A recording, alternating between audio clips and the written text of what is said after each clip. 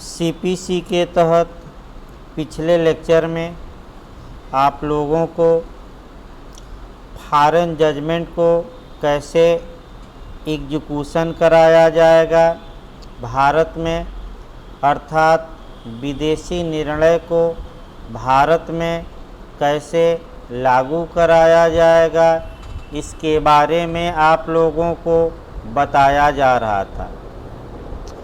विदेशी निर्णय को भारत में कैसे लागू कराया जाएगा, इसके लिए हमने विदेशी निर्णय को दो भागों में बांटा था।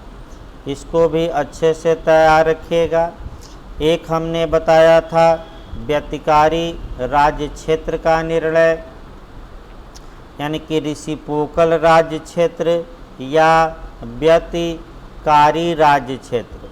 व्यतिकारी राज्य क्षेत्र का अगर निर्णय है और व्यतिकारी से भिन्न राज्य क्षेत्र का निर्णय, यानी कि व्यतिकारी राज्य क्षेत्र का निर्णय, व्यतिकारी से भिन्न राज्य क्षेत्र का निर्णय।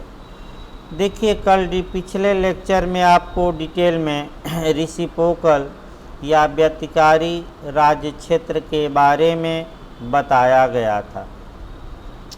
अगर व्यतिकारी राज्य क्षेत्र का निर्णय है तो उस देश के निर्णय की प्रमाणित प्रति लाई जाएगी। प्रमाणित प्रति के साथ एक आवेदन दिया जाएगा, एप्लीकेशन दिया जाएगा।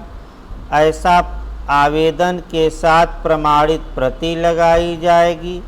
ये आवेदन जिस क्षेत्र में निर्णय का निष्पादन करना है उस क्षेत्र के जिला न्यायाधीश के यहाँ, यानी कि डीजे के यहाँ, यानी कि डिस्ट्रिक्ट जज के यहाँ दिया जाएगा। यानी कि आवेदन एक दिया जाएगा, आवेदन के साथ विदेशी न्यायालय के निर्णय की प्रमाणित प्रति होगी और ये आवेदन जिला जज के यहाँ दिया जाएगा, डीजे डिस्ट्रिक्ट जज के यहाँ दिया जाएगा।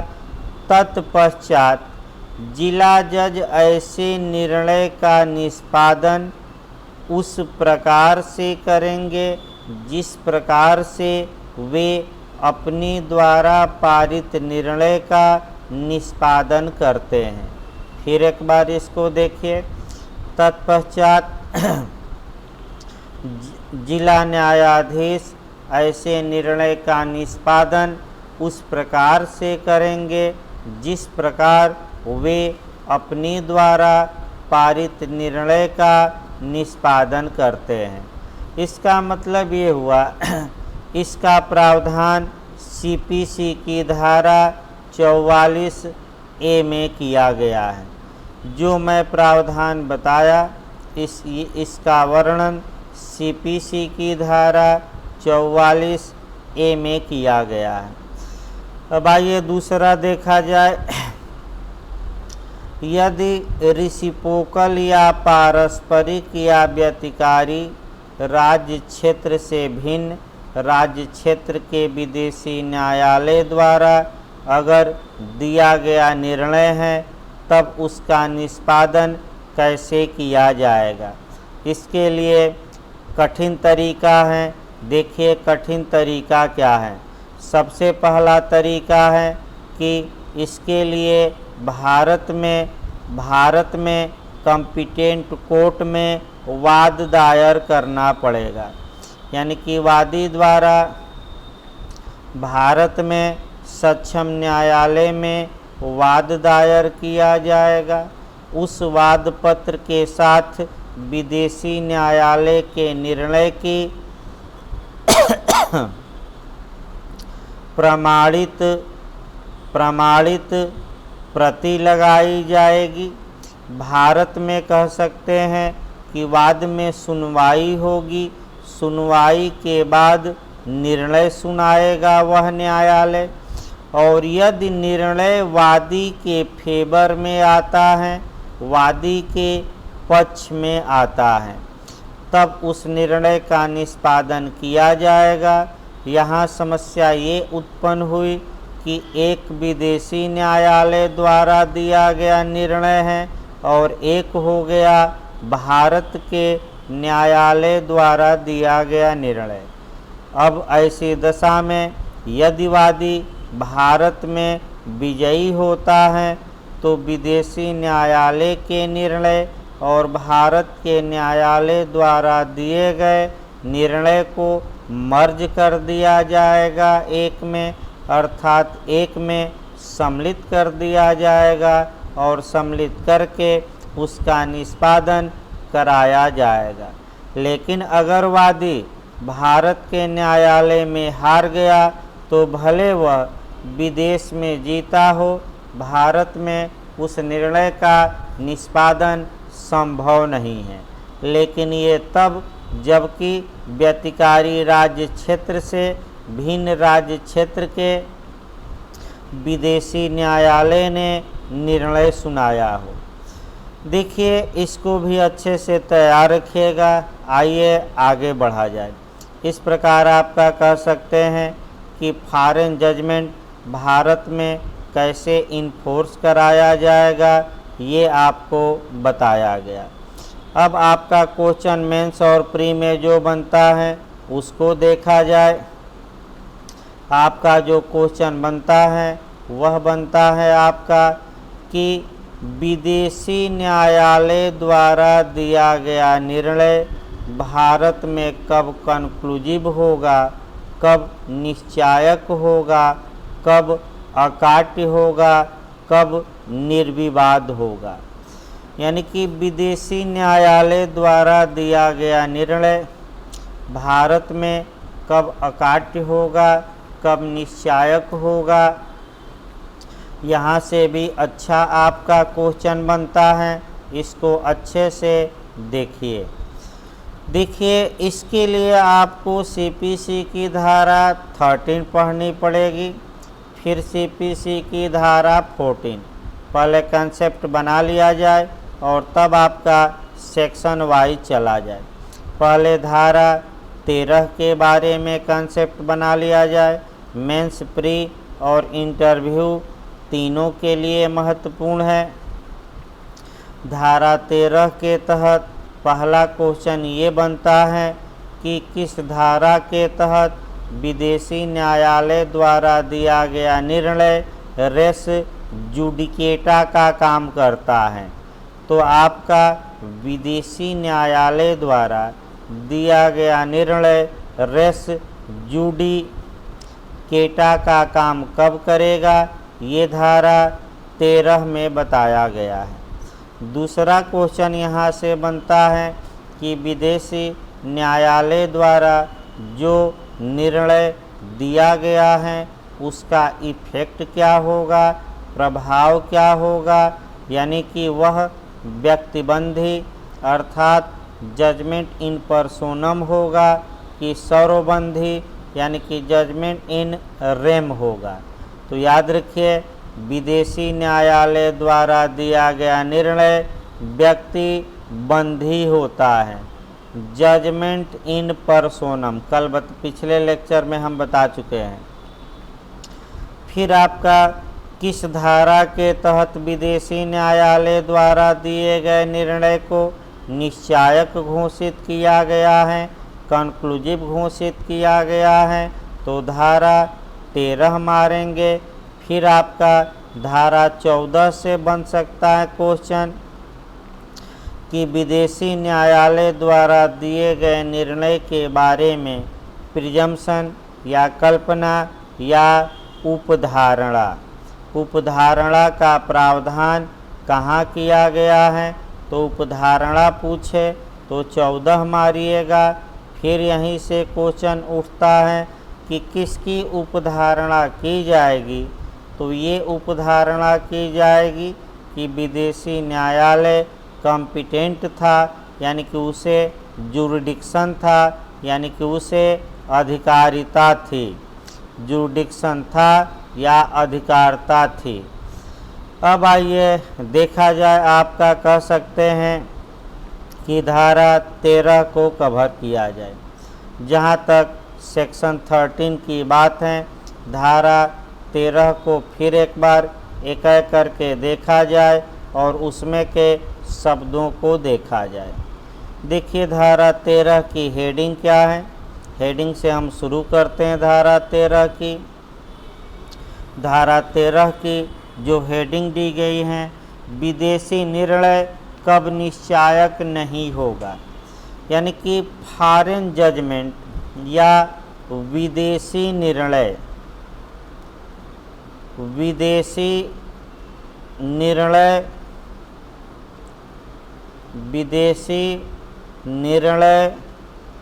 कब निश्चायक यानी कि कंक्लूसिव कब निश्चायक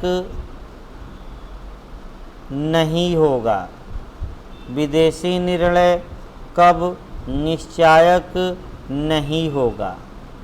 ये आपका सेक्शन कह सकते हैं कि 13 में बताया गया है। धारा 13 में इस बात का वर्णन किया गया है। अब देखिए आपका ये भी पूछा जाता है कि किसी विदेशी निर्णय पर किन आधारों पर आक्षेप या ऑब्जेक्शन या आपत्ति की जा सकती है। अगर वे आधार पूछे तो आपका जवाब रहेगा धारा 13 के तहत। तो एक एक शब्दों को पहले तो बेयर एक्ट की धारा देखा जाए। बेयर एक्ट में आपका क्या कहा गया है उसको समझने का पहले प्रयास करिए। देखिए बेयर एक्ट क्या कहता है, विदेशी निर्णय उसके द्वारा उन्हीं पक्षकारों के बीच या उसी हक के अधीन मुकदमा करने वाले ऐसे पक्षकारों के विरुद्ध जिनसे व्युत्पन्न अधिकार के अधीन या उनमें से कोई दावा करते हैं प्रत्यक्षतः न्याय निर्णीत किसी विषय के बारे में वहाँ के सिवाय निश्चायक होगा।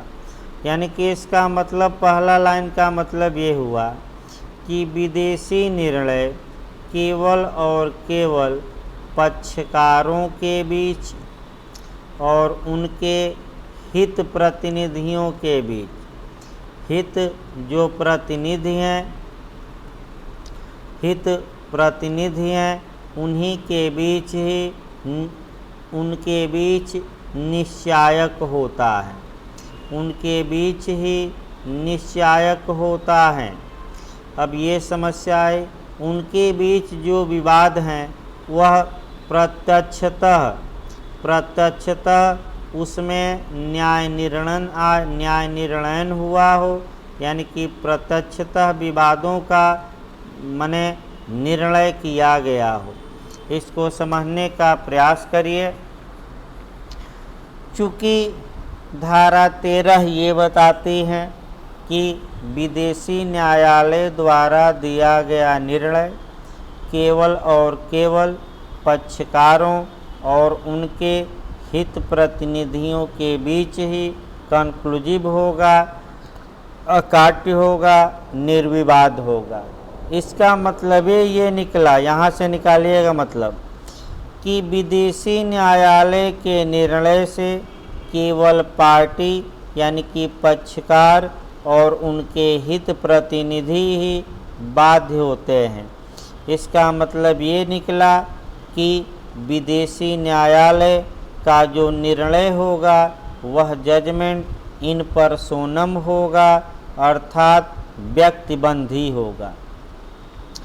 अब आपका प्रत्यक्षतः न्याय निर्णीत, इसका मतलब ऐसे विवाद जिन पर डायरेक्ट रूप से न्याय निर्णय हुआ हो, न्यायालय ने निर्णय दिया हो। अगर किसी विवाद पर न्यायालय ने इनडायरेक्ट रूप से निर्णय दिया है तो वह निर्णय भारत में निश्चायक नहीं होगा। इसके बाद आपका कहा गया है, बेयर एक्ट लिखने का तरीका है कि सामान्य नियम ये है कि निश्चायक होगा, लेकिन कब निश्चायक नहीं होगा, अर्थात कब विदेशी निर्णय पर आक्षेप या आपत्ति की जा सकती है, कब विदेशी निर्णय का खंडन किया जा सकता है या कब विदेशी निर्णय के बारे में ये कहा जा सकता है, यानी कि कब विदेशी निर्णय का खंडन किया जा सकता है, अर्थात कब विदेशी निर्णय भारत में निश्चायक नहीं होगा, तो उसके कुछ बेस या आधारों का उल्लेख धारा 13 में किया गया है।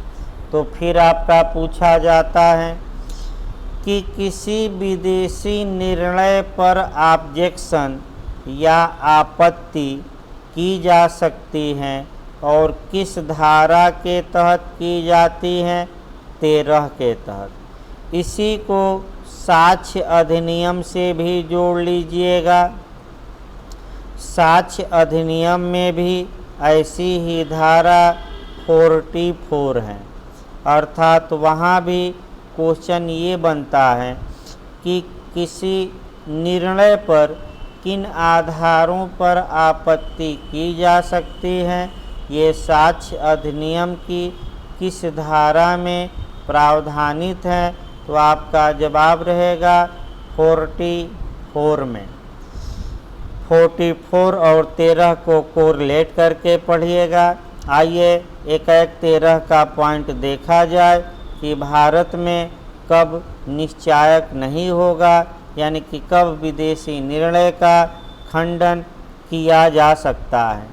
ये देखिए पहला पॉइंट हम बता रहे हैं, इसको मेंस के लिए भाई तैयार किए रहिएगा। पहला देखिए, यदि वह सक्षम अधिकारिता वाले न्यायालय द्वारा नहीं सुनाया गया है।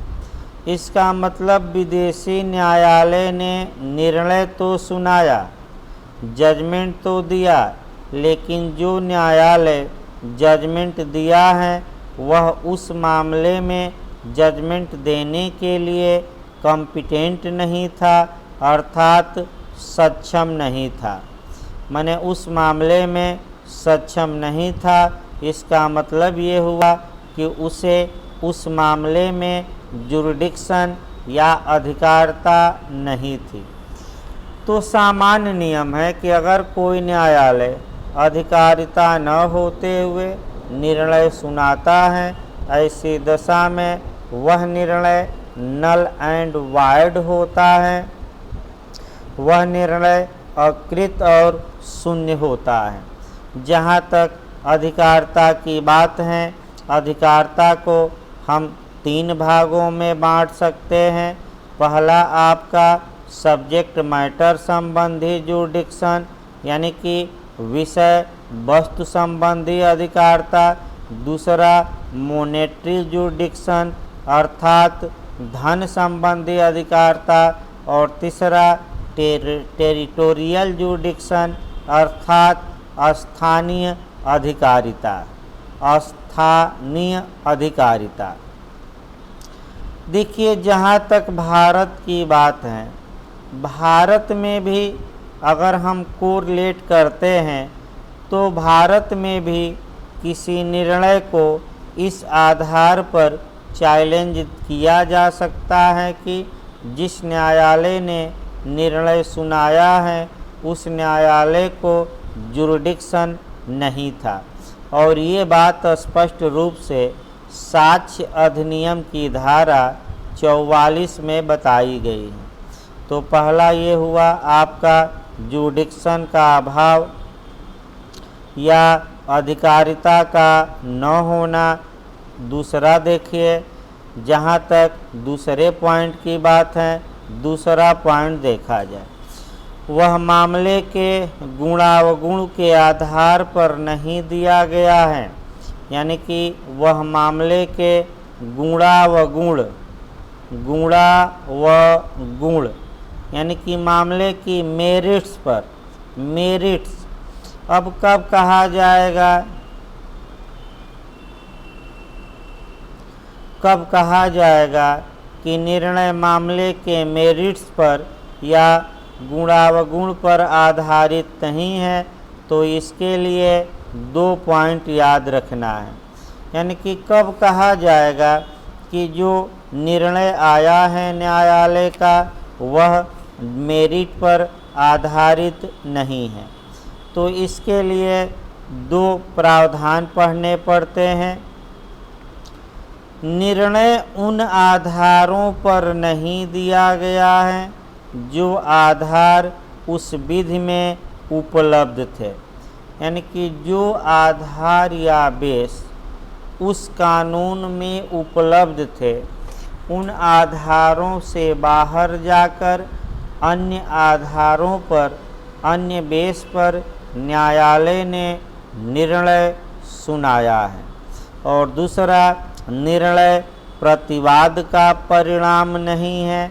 प्रतिवाद का परिणाम नहीं है, इसका मतलब ये हुआ कि वादी, प्रतिवादी और वादी को सुना ही नहीं गया या प्रतिवादी को सुना ही नहीं गया, केवल प्लेंटिफ या वादी को सुनकर फैसला दे दिया गया।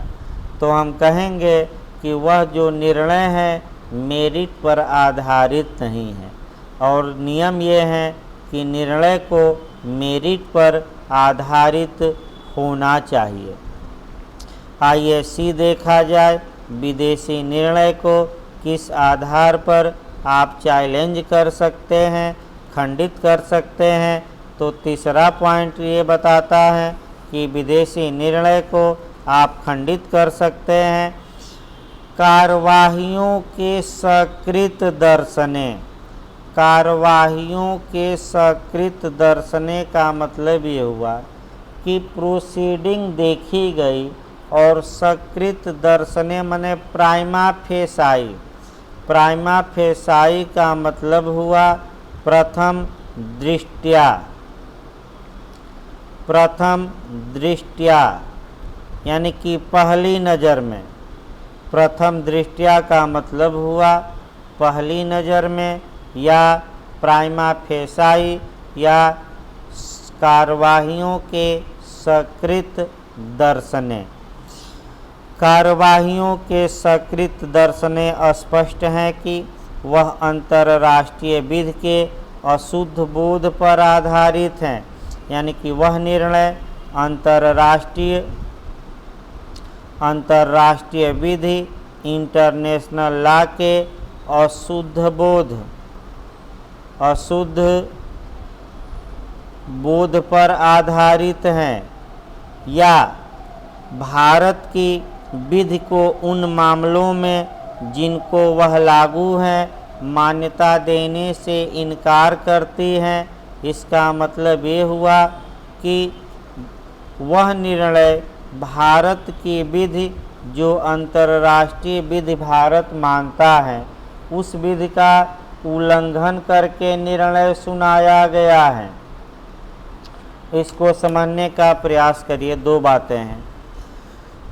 यदि कोई विदेशी न्यायालय का निर्णय है, भारत में उसकी प्रमाणित प्रति पेश की जाती है और ये प्रतिवादी ये दिखाता है कि हजूर ये जो जजमेंट है ये माने आप सरसरी तौर पे इस जजमेंट को देखिए।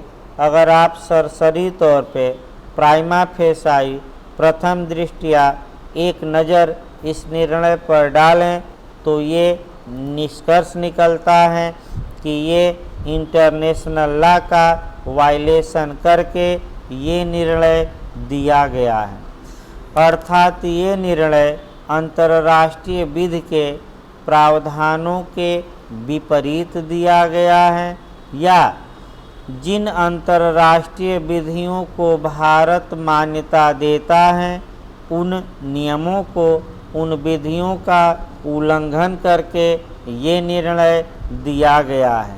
अतः भारत में इस निर्णय को प्रवर्तित न कराया जाए।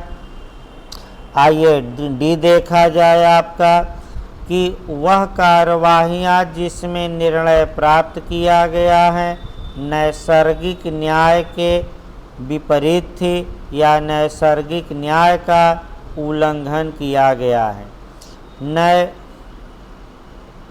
नैसर्गिक न्याय या इसी को कहते हैं नेचुरल जस्टिस कहते हैं या प्राकृतिक न्याय।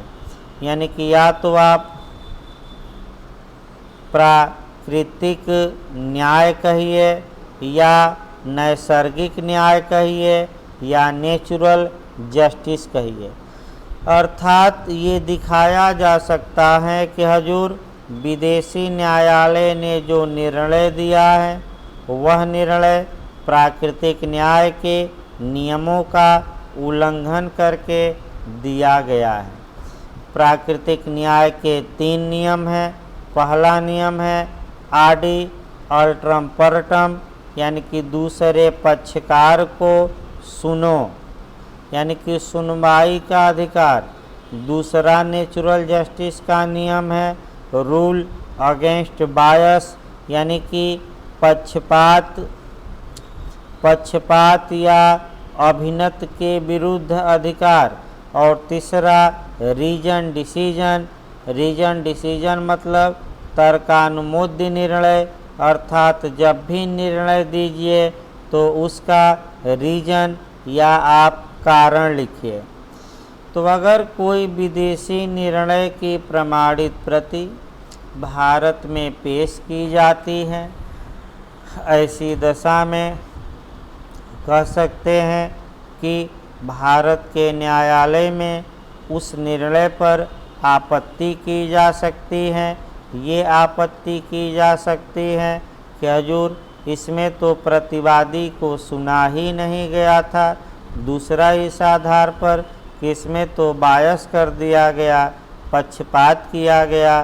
तीसरा हजूर जजमेंट तो दिया गया लेकिन जजमेंट का रीजन नहीं दिया गया, अतः ये निर्णय नेचुरल जस्टिस का, प्राकृतिक न्याय का उल्लंघन करता है। अतः इस निर्णय को भारत में निश्चायक न माना जाए, अर्थात भारत में इस निर्णय को इन्फोर्स न कराया जाए, अर्थात प्रवर्तित न कराया जाए। अगला देखिए, आपका कह सकते हैं कि अगला आपका प्रावधान देखा जाए ई, यानी कि धारा 13 का ई ये बताता है कि यदि वह निर्णय कह सकते हैं कि कपट द्वारा अभिप्राप्त किया गया है, यानी कि अगर विदेशी न्यायालय से निर्णय तो विदेशी न्यायालय ने दिया लेकिन फ्रॉड कर दिया गया, न्यायालय को ही धोखा दे दिया गया, न्यायालय को ही प्रवंचना कर दिया गया, न्यायालय को ही धोखा देकर और निर्णय ले लिया गया। एक आपका यानी कि अगर विदेशी निर्णय फ्रॉड करके प्राप्त किया गया है, कपट करके प्राप्त किया गया है, तो वह भारत में निश्चायक नहीं होगा। और अंतिम देखिए, वह भारत में प्रवृत्त किसी भंग पर आधारित दावे को ठीक ठहराता है। इसका मतलब ये हुआ कि भारत का जो कानून है वह कानून उस दावे को सही नहीं मानता, लेकिन विदेशी न्यायालय ने क्या किया है, उस दावे को सही माना है और उस दावे को सही माना है और भारत का कानून उसे सही नहीं मानता। तो विदेशी कानून सही मानता है, भारत का कानून उसे गलत मानता है। विदेशी न्यायालय ने निर्णय दिया है तो उस निर्णय को भारत में लागू न कराया जाए, ये कहा जा सकता है। इस पर हम 1-2 उदाहरण देते हैं। आपका जुआ का उदाहरण देते हैं, जुआ का और वेश्या का 2 उदाहरण देते हैं, वेश्या और जुआ का। देखिए, कई देशों में जुआ जो होता है, या कह सकते हैं जो जुआ होता है, बाजी होती है, वह कई देशों में वैध माना गया है। अब यह है कि मान लीजिए कि किसी देश में किसी व्यक्ति ने जुआ में 1 लाख रुपया जीता और हारने वाला पैसा नहीं दे रहा है तो विदेश के न्यायालय में जीतने वाले ने मुकदमा किया, मुकदमे में उसके पक्ष में निर्णय आया, फिर प्रतिवादी चूँकि भारत में है तो वह निर्णय को लागू कराने के लिए भारत के न्यायालय में एप्लीकेशन दिया या वाद दायर किया। तो भारत में प्रतिवादी उस जजमेंट पर ही अटैक करेगा और ये कहेगा कि हजूर वहाँ जुआ वैध था, लेकिन भारत का कानून इसे सही नहीं मानता, अतः भले ही विदेशी न्यायालय ने निर्णय सुना दिया हो, लेकिन इस निर्णय को भारत में निष्पादित या इन्फोर्स या लागू न कराया जाए, ये प्रतिवादी कह सकता है। आइए वेश्या वाला उदाहरण देखा जाए।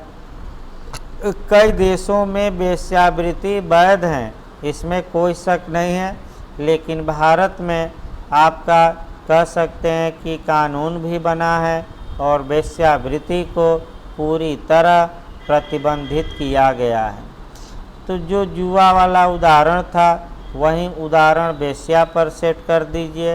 एक वेश्या विदेश में जीतती हैं, भारत में मुकदमा करती हैं पैसा वसूलने के लिए, तो भारत के न्यायालय उसे एक पाई नहीं देंगे, क्योंकि विदेशी न्यायालय का जो निर्णय है ये भारत में सही नहीं माना गया है, यानी कि भारत में आपका ये उचित नहीं है, कानूनन उचित नहीं है, नैतिक रूप से नहीं।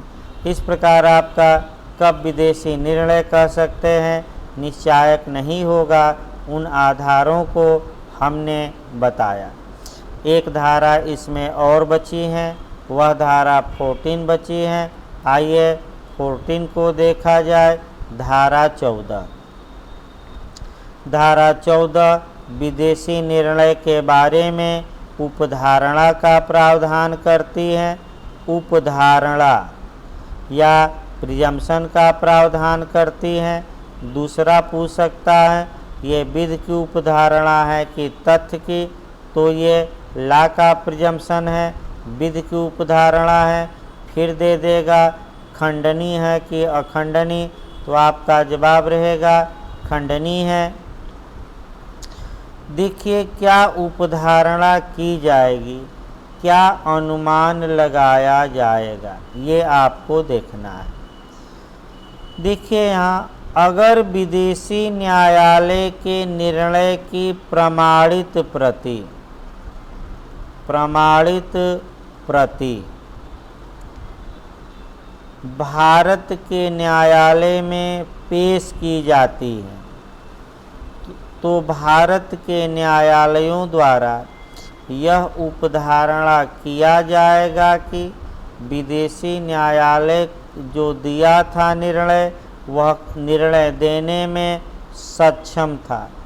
सक्षम था का मतलब ये हुआ कि उसे जुरिडिक्शन था, यानी कि उसे अधिकारिता थी, जुरिडिक्शन उसे था। लेकिन धारा 14 ही इस उपधारणा का खंडन का उपाय भी बताती हैं, लेकिन यह साबित करके इस उपधारणा या अनुमान या कल्पना का खंडन किया जा सकता है। और क्या ये साबित करके कि विदेशी न्यायालय को अधिकारिता नहीं थी, अगर ये साबित कर दिया गया तो ये जो उपधारणा है ये उपधारणा कह सकते हैं खंडित हो जाएगी। तो ये विधि की खंडनीय उपधारणा है। उपधारणा की धारा में क्या उपधारणा की जाएगी, अधिकारिता होने की, सक्षमता की, और इसको खंडित किया जा सकता है। तो धारा 14 भी आपका समाप्त हो गई। अब आइए बेरेक को आगे बढ़ाया जाए। आपका कह सकते हैं कि आपका धारा कह सकते हैं कि अब तक देखिए फिर एक बार दोहरा लीजिए। धारा 2(1) मैं बता चुका हूँ। संहिता या कोड, धारा 2(2) डिक्री की परिभाषा, धारा 2(3) डिक्री होल्डर की परिभाषा, 2(4) में जिला या डिस्ट्रिक्ट की परिभाषा, 2(5) विदेशी न्यायालय की परिभाषा, 2(6) विदेशी निर्णय की परिभाषा। अब तक आपको इतना कह सकते हैं बताया गया है। अब आइए अगला देखा जाए धारा 2 का क्लाज 7। जहाँ तक धारा 2 के क्लाज 7 की बात है, अब एक एक परिभाषाओं को आगे बढ़ाया जाए। धारा 2 का क्लाज 7 में सरकारी प्लीडर दिया गया है। गवर्नमेंट प्लीडर यानी कि सरकारी प्लीडर। देखिए यहाँ से भी आपका क्वेश्चन बनता है, सरकारी प्लीडर से भी। जब भी सरकारी प्लीडर को पढ़िए कुछ को रिलेट करके पढ़ना पड़ेगा। सीपीसी न पहले पढ़िए, पहले सीआरपीसी पढ़िए। सीआरपीसी की धारा 2U पढ़ेंगे और इसी के साथ सीआरपीसी की धारा 24 पहले पढ़िए, तब आपका 2(7) पढ़ा जाएगा और इसी के साथ 2(15) भी पढ़ना है। यानी कि सीपीसी में अच्छे से इसको तैयार रखिए, क्वेश्चन कई बार बना है। सीपीसी में जो आपको पढ़ना है 2(7) पढ़ना है, 2(15) पढ़ना है एक साथ, और सीआरपीसी में 2U और 24 पढ़ना है। पहले सीआरपीसी को रिलेट कर लिया जाए। 2U में पब्लिक प्रोसिक्यूटर। पब्लिक प्रोसिक्यूटर का मतलब हुआ लोक अभियोजक, शॉर्टकट में पीपी कहा जाता है। पीपी पब्लिक प्रोसिक्यूटर या लोक अभियोजक। लोक अभियोजक कौन होगा, तो ये पूछा गया था क्वेश्चन एपीओ में। तो लोक अभियोजक वह होगा जिसे धारा 24 के तहत सीआरपीसी के तहत सरकार ने नियुक्त किया हो।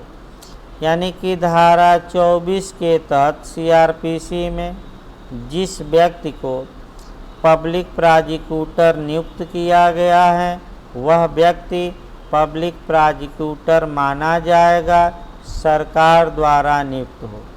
और जो सबसे महत्वपूर्ण है, ऐसे नियुक्त व्यक्ति के डायरेक्शन में या निर्देश में कार्य करने वाला व्यक्ति भी पीपी या पब्लिक प्रोसिक्यूटर माना जाएगा। एक उदाहरण देखिए, सरकार ने ए को सरकारी वकील नियुक्त किया और ये भी पब्लिक प्रोसिक्यूटर। ए ने बी को निर्देश दिया कि आप जाइए और हमारी जगह पर न्यायालय में प्लीडिंग करिए, बहस करिए, अभिवचन करिए। तो भले ही बी ने, यही पॉइंट पकड़ना है, भले ही बी को सरकार ने नियुक्त न किया हो, ये लोक अभियोजक के डायरेक्शन में काम करता है, अतः बी को लोक अभियोजक माना जाएगा, भले ही सरकार ने इसे अपॉइंट न किया हो। यही गलत होता है लोगों द्वारा, इस गलती को सुधारिए। और यूपी एपीओ 2015 में और तमाम राज्यों में सीआरपीसी में ये क्वेश्चन पूछा जा चुका है। आइए सीपीसी में भी कोई अलग कह सकते हैं कि अलग कोई प्रावधान नहीं किया गया है। धारा 27 में सेम बात बताई गई है। लोग सरकारी प्लीडर, गवर्नमेंट प्लीडर किसे कहा जाएगा, तो बहुत आसान है, जिस व्यक्ति को सरकार ने नियुक्त किया हो, सरकार ने नियुक्त किया हो, वह सरकारी प्लीडर होगा। और ऐसे नियुक्त व्यक्ति के डायरेक्शन में या निर्देश में कार्य करने वाला व्यक्ति भी सरकारी लीडर माना जाएगा। यानी कि एक को सरकार ने नियुक्त किया, ये भी सरकारी लीडर एक के निर्देश पर भी कार्य कर रहा है माने कोर्ट कचहरी में, लेकिन बी को सरकार ने नियुक्त नहीं किया है, यह केवल ए के डायरेक्शन में कार्य कर रहा है।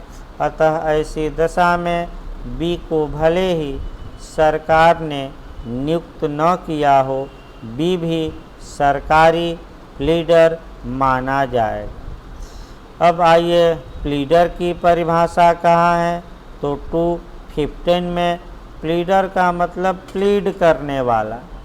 प्लीड करने वाला मतलब अभिवचन करने वाला, दूसरे की बातों को कोर्ट तक पहुँचाने वाला।